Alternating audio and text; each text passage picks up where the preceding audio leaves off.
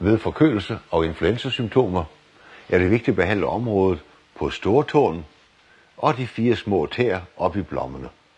Vi behandler desuden miltområdet, som indvirker på immunforsvaret. Udover det behandler vi også leverområdet, og så behandler vi så mellem de 4 tæer området til øvre lymfe og thymus. Samtidig behandler vi mandlerne, som vi finder i det her område.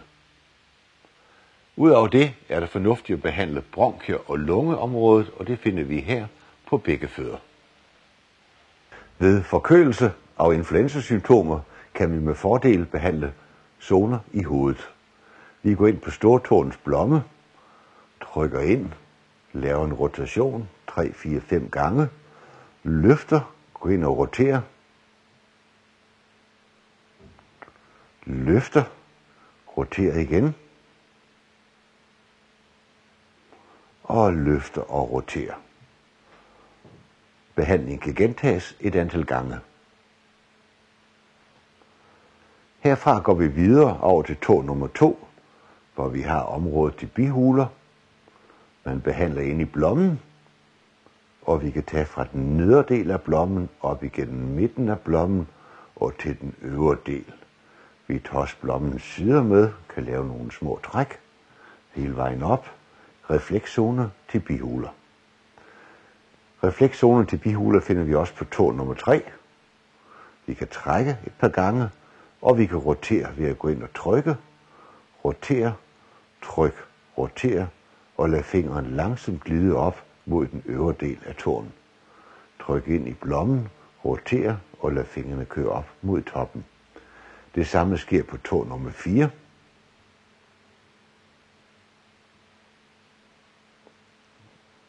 Og på tå nummer 5.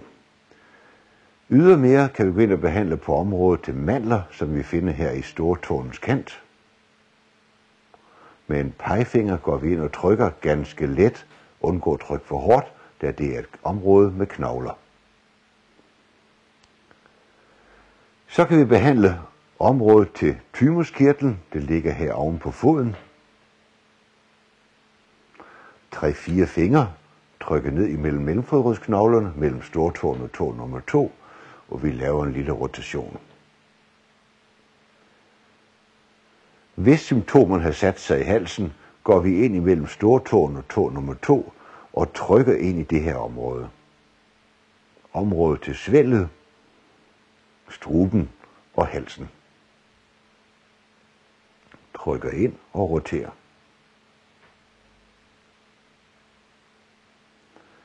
Det er også så vigtigt at få behandlet det øvre lymfe, og vi fører foden ned, og så trækker vi fra mellemfodrodsknoglerne op imellem tæerne, op mellem stortåen og tå nummer 2, og laver et ganske let tryk med en rotation 5, 6, 7 gange. Det samme gentages mellem tå nummer 2 og nummer 3, op imellem svømmehuden og kører rundt med pegefingeren, forstærket af en langemand. Vi trækker op igen mellem tå nummer 3 og 4, og mellem tå nummer 4 og 5. På undersiden af foden har vi siddet et meget vigtigt organ, nemlig milten, som vi behandler ved influenza og forkølelsessymptomer. Milten sidder under tå nummer 4, cirka ud for fodens svej, og går ind her og trykker.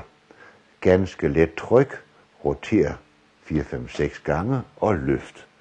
Gå ind igen, roter, og hvis det er grund til, at systemet er belastet, vil vi finde ømhed her på miltzonen. Trykker ind igen og roterer et par gange. Trykker ind og roterer. Så sådan et område har milten. Det samme foretages på den anden fod. Her er dog kun hovedzone, vi behandler på tæerne. Milten sidder udelukkende i venstre side.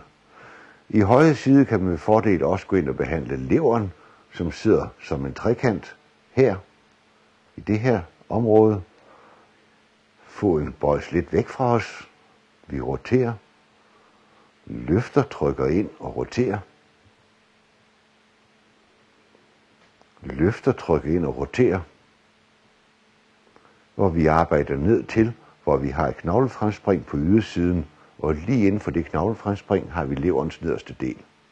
Så skifter vi tommelfinger og går ind her med højre hånds tommelfinger, masserer op, og masserer i en trekant over hele foden, helt herop til mellemgulvet, roterer over hertil, og går ned igen, og ned igen, og ned igen, og ned igen.